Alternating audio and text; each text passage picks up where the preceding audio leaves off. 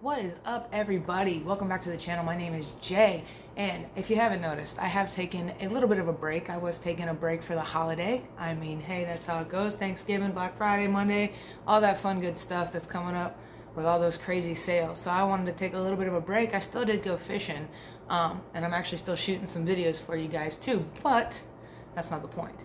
So I'm actually going to be doing my Talkin Tackle. This is the one you're going to see on Thursday. So in today's video, today's Talkin Tackle, the tackle that we're going to be talking about is the good old sea rig, the carolinarig.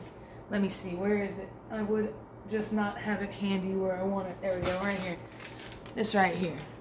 Mr. Carl's himself and the Carl's stash has made it real simple.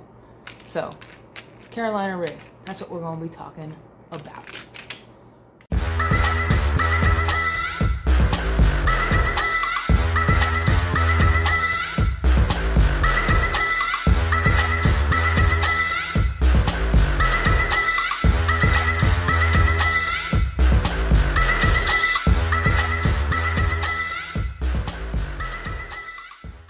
Alright, so I definitely want to give a shout out to the sponsor of this video. It's the good old mystery tackle box. Guys, until Sunday, use the code SAVE20 and you will get 20% off of your mystery tackle box subscription. It is one of the best gifts that you can give somebody. It's the best gift you can give yourself if you like a variety of, lures every month. I mean, really, what are you waiting for? And after Sunday, I think they're going to go down to a code that's going to be SAVE15. So you're still going to be saving a good bit of money. So head on over, check out mystery tackle box. They're great. You'll love them as much as I do. Go try them out. Alright guys, so I don't know if you've noticed or not, but I have kind of cleaned up my area a little bit. I got a cool little rack that's gone up over here. I got one little lure in there, but it's actually going to be hanging lures. I'm going to hang it up. Shout out to the iCraft. I appreciate that rack, by the way. That's a good Christmas gift right there. I appreciate that. So the carolinarig, guys, what we're going to talk about, I really just want to kind of tell you guys that as of right now, I don't have the most experience with carolinarig, and that's just because it's not one of those rigs that I've really done much. It always looked like a lot because it's not a lot, but it always looked like a lot, so I just never tried it out. And it's really simple. If you want it to be, you can have it to be simple. I can tell you that much too, now that I've sat here and learned. But before we get too much into it, let's just break it down for you guys. Pretty much what you got is a bullet weight, or a lot of guys I've noticed have actually done like a tube weight of some sort, but some sort of weight, usually a bullet weight, and then you have a bead here. Now I've seen guys who just stop it right there and then they'll put their swivel on and then we'll get to the rest of it. But and the Carl's is one, it's like a bit of an advanced carolinarig. It's like over the top in a sense. So with them, they have your bullet weight, they have your first bead, and it's an acrylic bead. Then they have this thing right here called a clacker. Okay, this clacker is going to be making a lot of noise when you're down in there, down in the water. Alright, then underneath that one is a smaller bead. And what I've done with the research that I've looked up is that with this smaller bead, or the bead in general, is here to protect your swivel knot. Okay, because see, it falls down and it protects your swivel right there in the swivel knot, so therefore it's protected. But you have all this junk and all this in the middle right there just for the noise making. So that's what that's for. But you can go as simple as just a weight and a bead, then your swivel. Okay, so after you get to your swivel, you get a leader. Once you get to your leader, goes to leader, then you put on typically probably about a 3/0 hook average. I've seen guys talk about 2/0 or 4/0, but usually about a 3/0 EWG hook.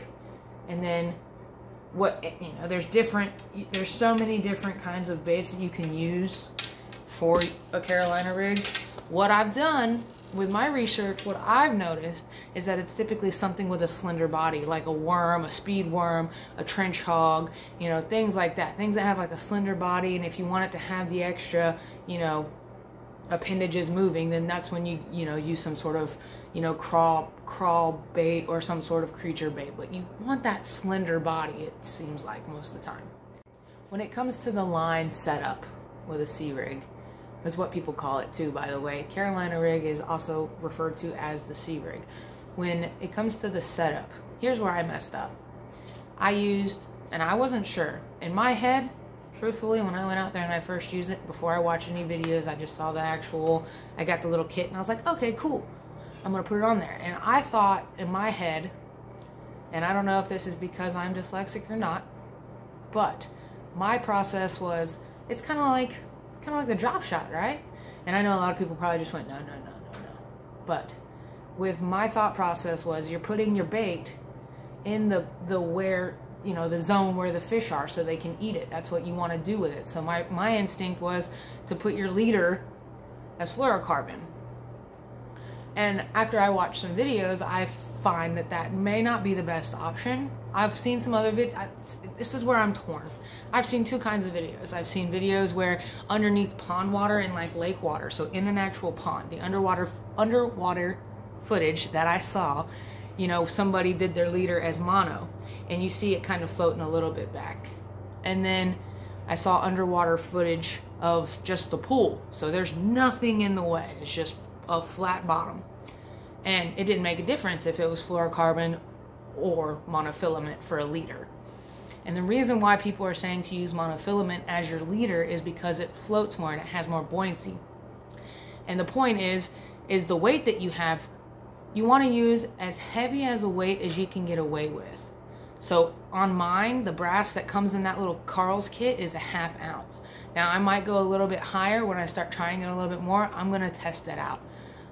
So the point of it is it brings the weight goes down, and the point is to have that weight, that bait come back and just kind of be out and just kind of floating and putting it in the zone where those fish are biting.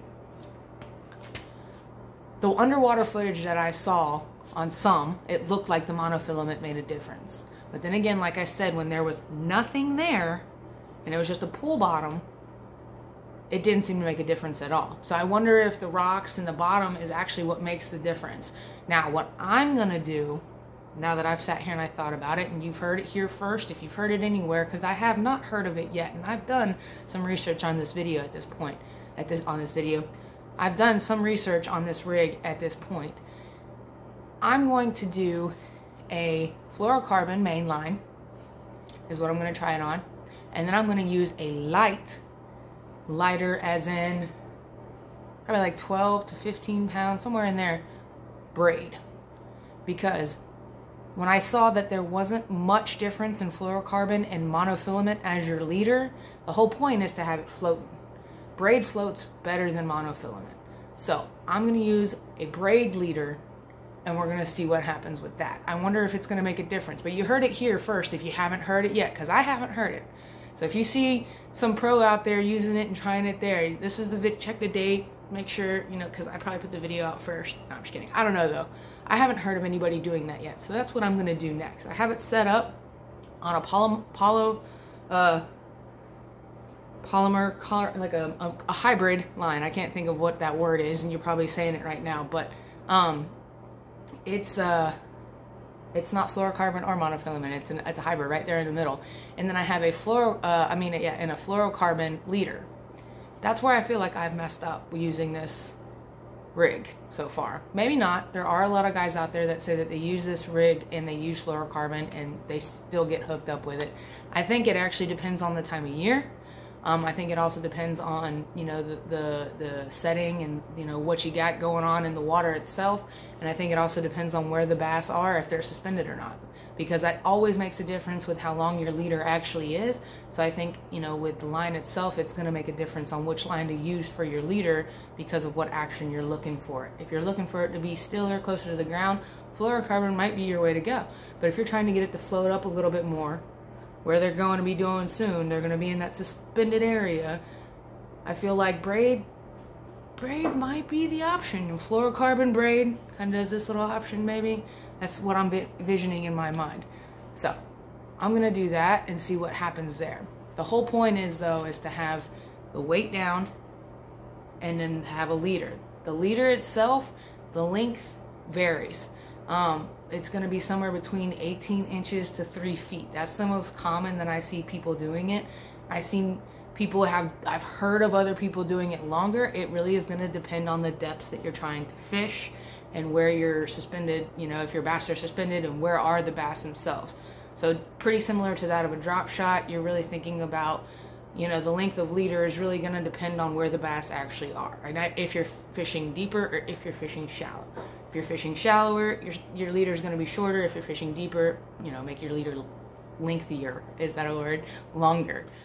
I've broken it down for you when it comes to what the actual sea rig is. It's a weight, a bead, and then if you're getting more advanced, you got the clacker, another bead, and then your swivel.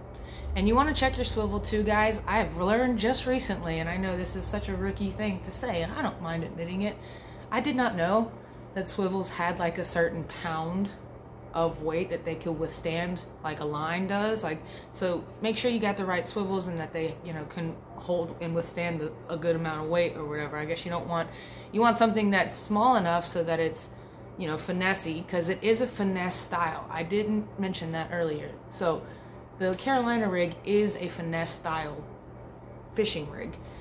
So you really want to make sure you're kind of going slower when you're fishing with it. There's this thing with the way that you throw a Carolina rig. So with a Carolina rig, you pretty much have your weight, you know, and then you have a long leader.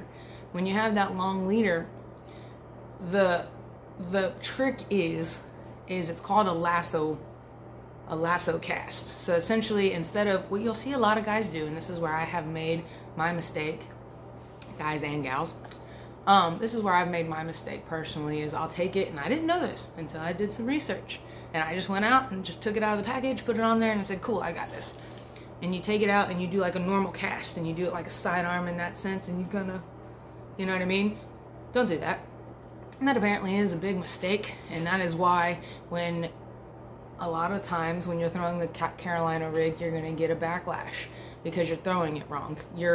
When it gets out there, it's like suddenly it hits, the weight hits out there, and then your hook keeps going, and then it comes back. And it literally causes a backlash.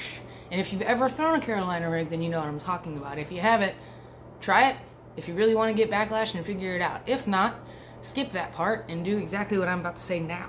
This is called the lasso cast. You literally take it and you like lasso and then do it. Okay, I know I'm not out. I know I can't show you the actual right way to do it, but you take it where you normally have it, go around, and then do it. That way, the leader itself is out while it's spinning around, and it keeps the same, what's the word? The same momentum going out as it has coming around. So therefore, there is no coming back and backlashing. Now, as far as the rod and reel setup for a Carolina rig, the rod is going to be, I would say, make it a little bit longer. People recommend somewhere in the 7/6 range. Listen, I'm a bank angler, guys. I'm not taking things that are that long around because I'm usually got, you know, stuff around me that's bugging me that I can't get around. I got tight spaces that I fish in a lot of the times. So I use a 7/1 rod, and the recommended is somewhere between 7 foot to 7/6. I also have a 7/3 rod, and it's probably going to be easier on that rod. I'm going to try it on that rod, and I'm going to see, you know, how it feels, if it makes that much of a difference. Recommended is typically a longer rod because you're dealing with leader length and you're dealing with having to cast out. Now, if you get that lasso cast down, I feel like the length of your rod isn't going to be as big of a deal as some people make it out to be. Now, when it comes to your reel, what I would recommend is somewhere in the 6 to 7 speed, you know, 7-to-1 ratio, 6-to-1 ratio, somewhere in that speed, a normal ratio, one of your go-to ratios, because it is a finesse setup. So you do, you know, when it comes to like retrieving it, you're not going to be fast retrieving it. The whole point is to be slow about it. You kind of just want it to go on the ground, and you want to kind of keep your rod tip towards the water itself. And there's even the sweeping motion, but the point is you want to keep it there down at the bottom, and as it comes in, you just want to creep it.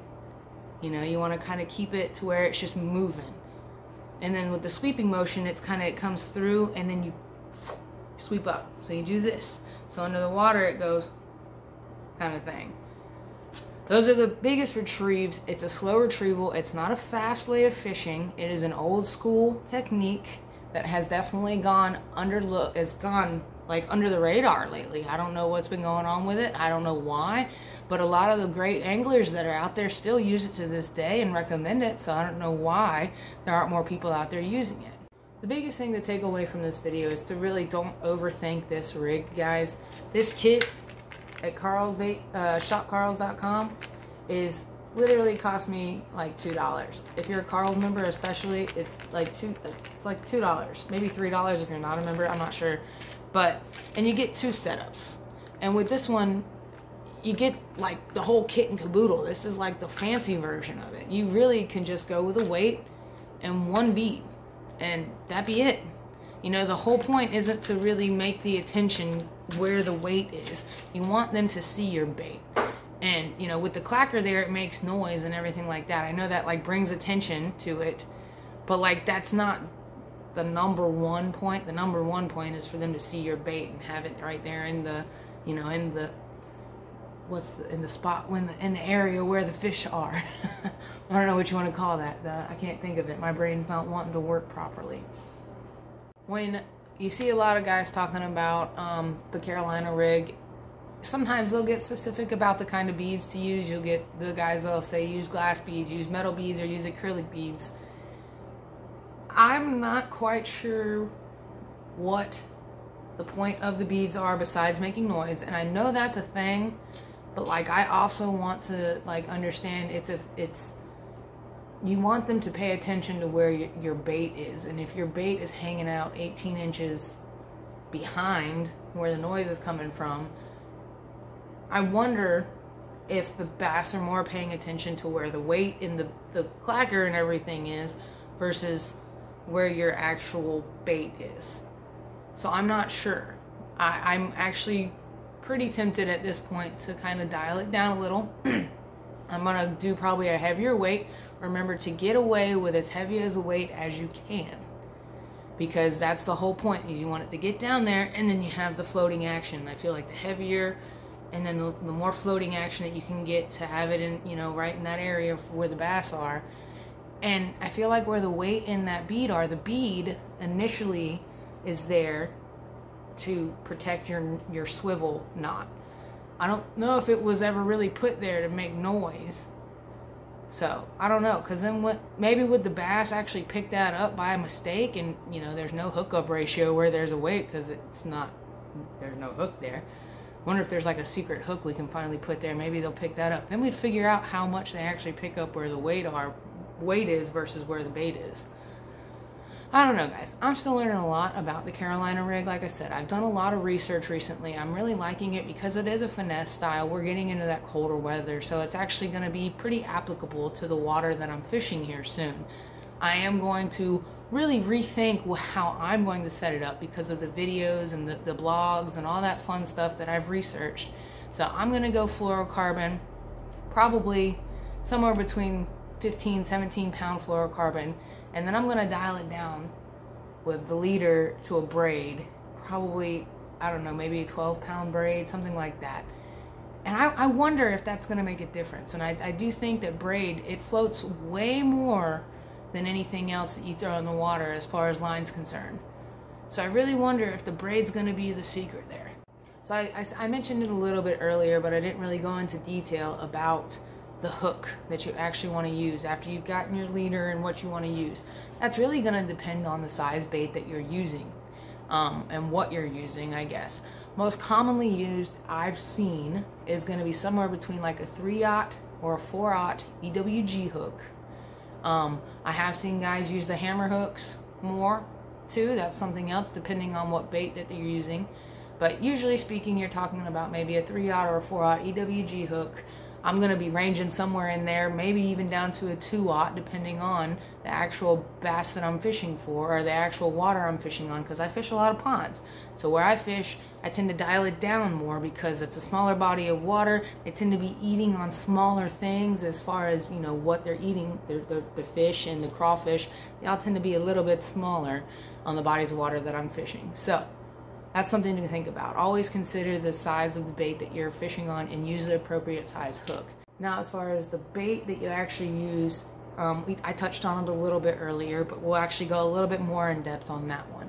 So like I said earlier, you're going to want to use something that's a little bit more, it seems like I said, I don't have the most experience, but with the research I've done, something on the slender side with the skinnier body. Something like a worm. I've seen like a plasma tail. That one's a great one by Biospawn. Another good one that I've seen them use is that Guggen trench hog. That's a good one. It's got the slender body, but then it has the phalanges too. So it's got the action, but it has that slender body. Now I have seen, you know, some of the big fishermen guys out there on YouTube. I've seen him, some guys slamming it on the Biospawn, the ExoSwim, the swim bait. That's not something you see as commonly, but I mean, really anything with more of a, I guess, even a bulkier body. You know that, was it Trashmaster? No. It's like a, I can't think of the name. Goodness gracious. And I think it's Trashmaster. It's the toad that they have with the tail. That was originally made for a carolinarig. I really wish I knew the name of it right off the top of my head, but I don't. But maybe I can show a picture of it here somewhere and I'll put it. But it was originally made for a carolinarig, and it's got a slender body considering other toad-like soft plastics. It's got a slender body, and then it's got a tail that, you know, flaps like a propeller, you know, and that's supposed to be, and it really just kind of, it doesn't do much when it's under the water and it's moving with the carolinarig. It just kind of doesn't move as fast as you think it would. But you're looking for something that doesn't have like the most action with it. And again, it's gonna really vary on the body of water that you're fishing and the season that you're fishing it in. You know, if you're talking about warmer waters, you're gonna want something that maybe has a little bit more action to it. Usually speaking though, you're gonna have something on it that doesn't have as much action, and think finesse. That's the biggest thing. It is a finesse style rig, so always think finesse. Alright guys, so you guys know that I had to get into the spirit, right? We got the holidays. It's actually December now. It is closing in on Christmas and Hanukkah and Kwanzaa and all those holidays that are coming up. It's closing in. So, to get into my favorite holiday coming up, boom, guys, I went out and grabbed my own 12 days of Fishmas. Guys, I love Fishmas. It's my favorite time of the year, and it can be all year long if you really want it to be. But I wanted to save it for you guys here, and we're gonna see what we got on lucky day number 1. All right, let's get to opening it, guys. Day one.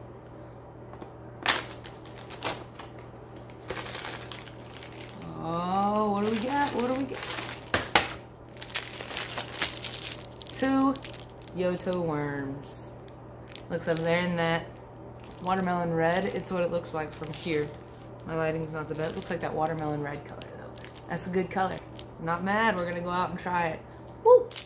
Alright guys, that's where I'm gonna leave you. Let me know what you think of the video. Let me know if I've missed something. Let me know what you have any questions on. Let me know what you want to see in the next Talkin Tackle. And I do want to let you guys know too, I've got big plans. I've decided I might wait until next year to really push this next plan with Talkin Tackle and what the plan is. But I am going to let you guys in on it now at this point. I'm going to start having guests, I guess you could say. I was going to say live guests, but it's not going to be live, but it is going to be live while we are going on with Talkin Tackle. I've talked to a couple of friends of mine. They have been more than, you know, generous about being, you know, like wanting to come on the actual show. And I know that some of you guys probably know who they are. I'm not going to be doing any name dropping until the actual time comes. But we are going to be doing some Talkin Tackle, and we're going to have special guests on the show, guys. I'm excited to see where this really goes. I'm such a tackle nerd, junkie, I don't know, whatever you want to call it. That is me. I love having all the tackle, and I've actually talked to a few people about how it's just like, you know, it seems like you just can't have enough, but at the same time, I probably have everything I could want, but for some reason, I always can get more. So, I'm a tackle junkie. I love talking about tackle. I hope you guys have enjoyed this video. Like I said, guys, drop a comment. Let me know what you want to see more of. Don't forget to like, subscribe, comment, turn on all your notifications so you know when the next video drops. I hope you guys are enjoying these videos. I sure am, having fun making them for you guys. keep your eyes peeled for the next one. It's probably going to be a fishing video. I am still getting out there. I am still fishing. I took a break from the actual editing part because to me that's the work part. But anyway, I'll talk to you guys soon. You guys know how it goes, right? If we are out there fishing, we are out there catching, and we are out there learning new rigs, using them wrong, and then learning how to actually use them. You guys know how it goes. No complaints. Oh, hi, buddy. Puppy just chilling on your on side. my back, On your side, Side back. side, back. Like, Puppy. puppy. Puppy, look. Puppy, look. Puppy. Look. There you go. There. Ah, good man. And put his head down. Head down. Head down. Head down. Head down. Good boy. Him is a cat. Him's a smart boy. Him is so smart. Oh, so good man. Get the eyeballs.